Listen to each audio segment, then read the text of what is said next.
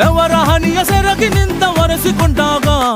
ಹಗ್ಗದ ಮ್ಯಾಗೆ ಅಂಗಿ ಒಣಗಿಸುವಾಗ ನಿನ್ನ ಮೈಯ ವಾಸನೆಯು ನೆನಪಾದಾಗ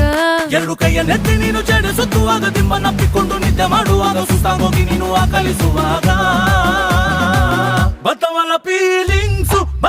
ಫೀಲಿಂಗ್ಸು ಬಂದು ಬಂದು ಮುಚ್ಚಾಗ್ತಾವೆ ಫೀಲಿಂಗ್ಸು ಬತ್ತವಲ್ಲ ಫೀಲಿಂಗ್ಸ್